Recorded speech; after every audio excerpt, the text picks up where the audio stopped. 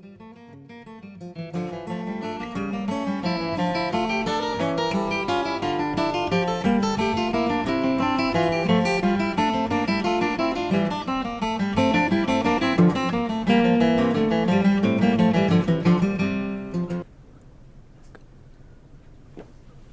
selamat siang sahabat muda. Selamat berjumpa kembali dengan saya Hamdan dalam acara Be Healthy, Bincang Kesehatan bersama Dr. Anton.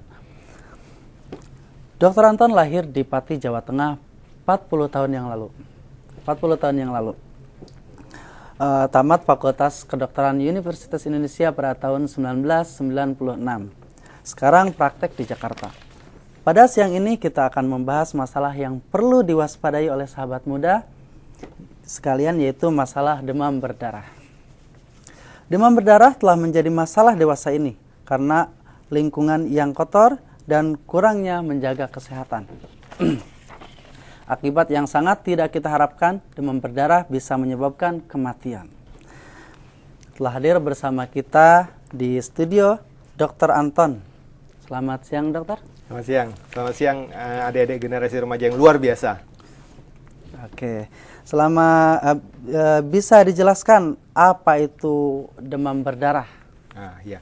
Jadi sebelumnya saya mau menjelaskan kenapa demam berdarah itu akhir-akhir ini menjadi lebih penting lagi ya, Yang pertama karena memang demam berdarah itu tadi sudah disebutkan oleh pembicara ya, mungkin bisa menyebabkan kematian. Ya. Kedua adalah dulu sebelum ada perubahan iklim global itu demam berdarah itu hanya meledak gitu ya pada pergantian musim. Jadi dari musim kemarau ke musim hujan, di mana air-air mulai mengenang. Nah itu disitulah timbul demam berdarah. Kemudian dari perubahan musim hujan ke musim kering juga, di mana air-air yang biasanya mengalir kemudian jadi menggenang. Nah disitulah angka kejadian demam berdarah akan meningkat. Nah kalau sekarang setelah ada perubahan musim global ini, kita lihat bahwa kita tidak jelas lagi kapan musim hujan, kapan musim panas gitu. Jadi sewaktu-waktu misalnya panas, kemudian tiba-tiba beberapa hari kemudian hujan, kemudian beberapa hari kemudian panas. Nah itu akan meningkatkan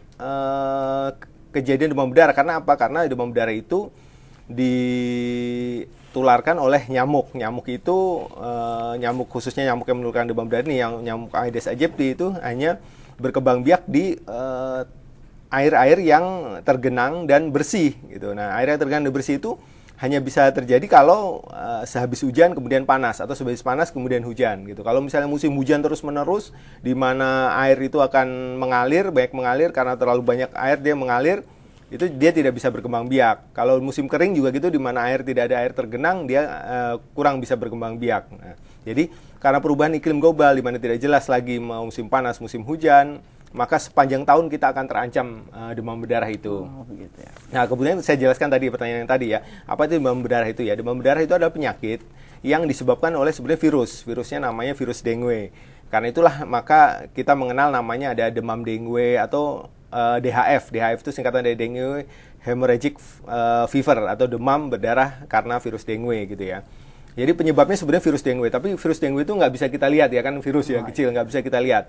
Ya, kita lebih mengenalnya adalah vektornya. Vektor itu adalah penyebarnya, yang menularkannya. Yang menularkannya adalah nyamuk, yang bisa kelihatan sama kita kan nyamuknya.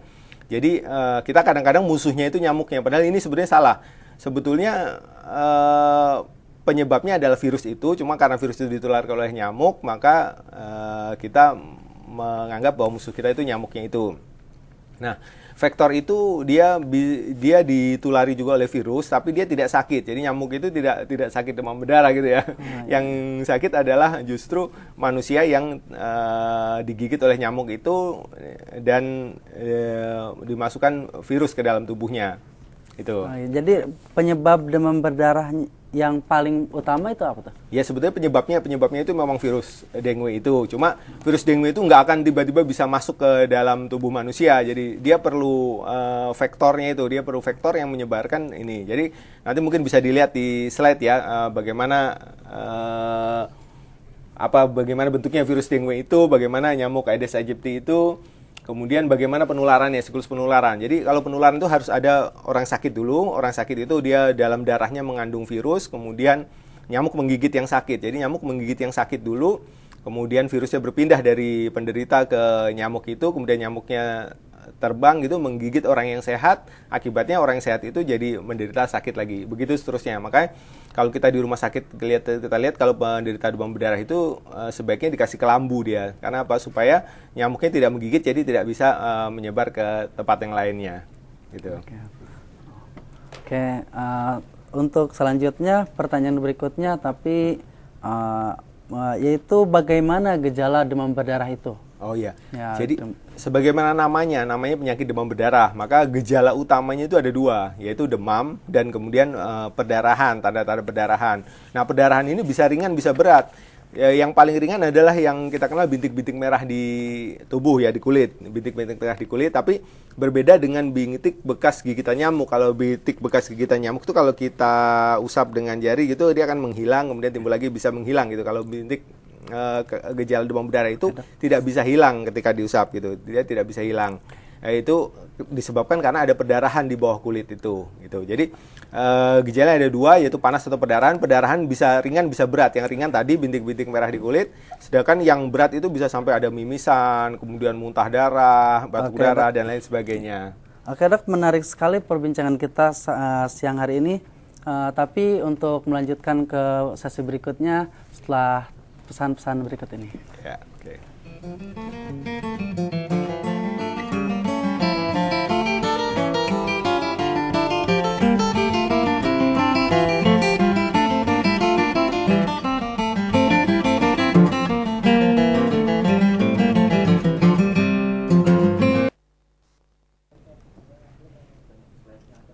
PowerPoint-nya tadi udah dikasih di flash disk gitu.